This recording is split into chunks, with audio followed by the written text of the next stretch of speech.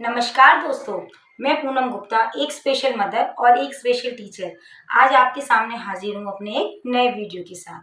दोस्तों, आज हम बात करेंगे टीनेज स्पेशल चाइल्ड केयर की, जिसके अंतर्गत हम बात करेंगे स्पेशल चाइल्ड या ऑटिज्म चाइल्ड की, या किसी और डिसेबिलिटी के बच्चे की भी, जो टीनेज से गुजर रहे हैं और उनमें बहुत सारी समस्याएं देखी जाती हैं।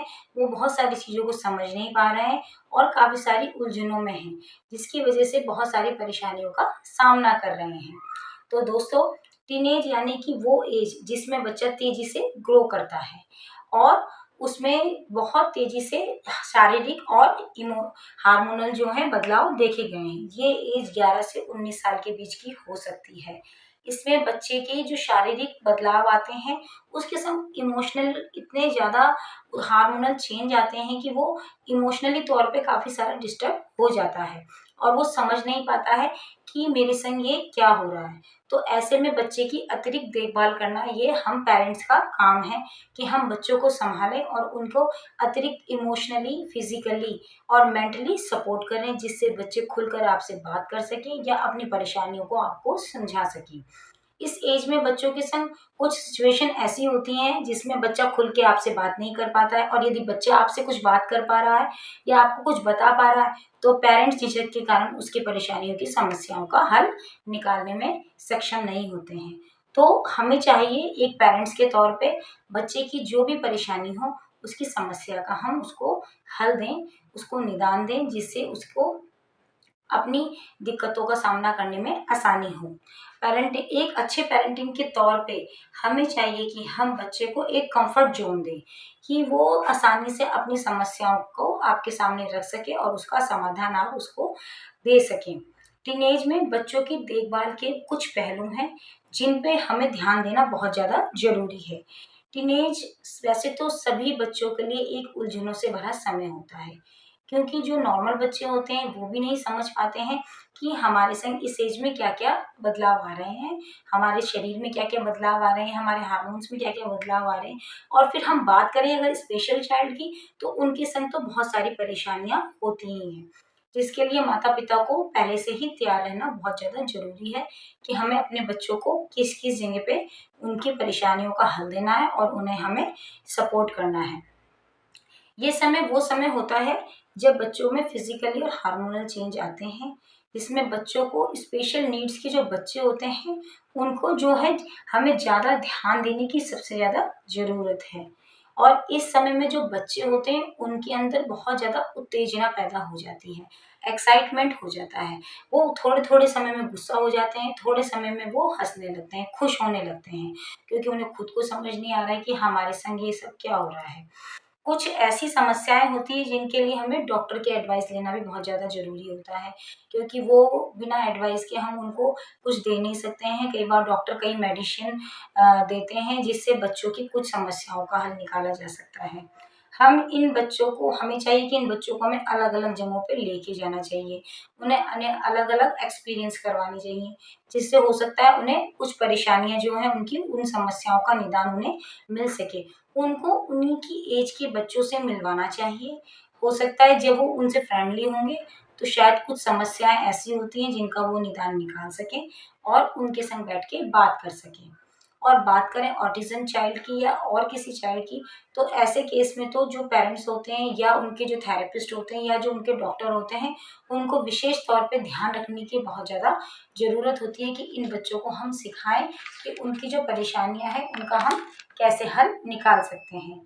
बात करें लड़कियों की, तो हम बात करेंगे पीरियड का आना। ये एक सामान्य क्रिया है, परंतु जो ये बच्चे होते हैं, स्पेशल केयर के जो बच्चे होते हैं या लड़कियाँ होती हैं, उनके लिए हमें कहीं न कहीं एक अलग से स्पेशल केयर करने की बहुत ज़्यादा ज़रूरत होती है।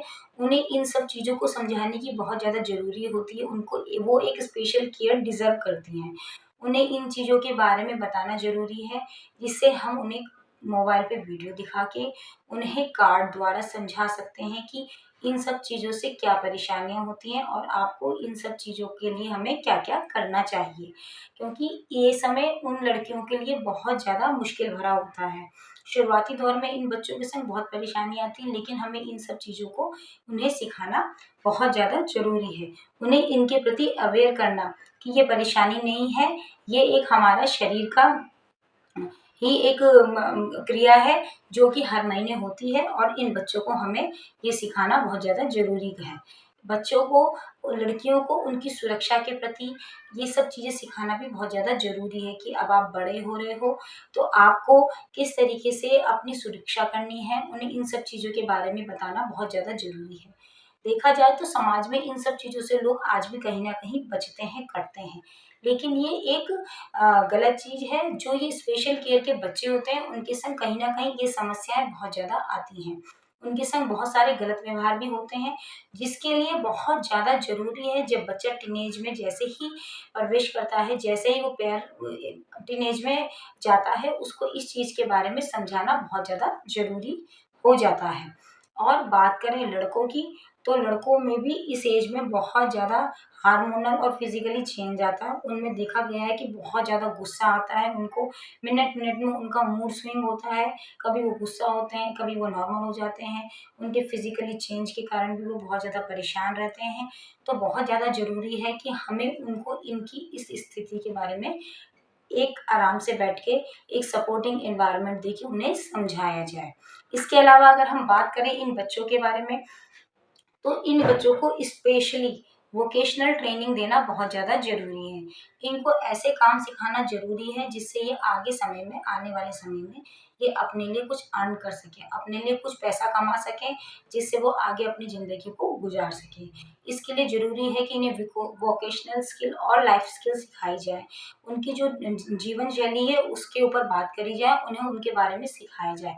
और वोकेशनल ट्रेनिंग में जो बच्चा जिस कैटेगरी का है, वो जिस हद तक जिस चीज़ को डिज़र्व करता है, उनको उसी चीज़ के लिए प्रोत्साहित किया जाए, उन्हें बाहर निकाला जाए, उन्हें उन कामों को सिखाया जाए, जिससे वो उस काम को अच्छी तरीके से कर सकें और कुछ पैसों को कमा सकें। इसके अलावा एक पेरेंट्स के तौर पे, एक थेरेपिस्ट के तौर पे या एक डॉक्टर के तौर पे हमें ये चाहिए कि जो स्पेशल नीड्स के बच्चे होते हैं, उनका हम स्पेशली ध्यान रखें, उनकी ज़रूरतों को पूरा करें।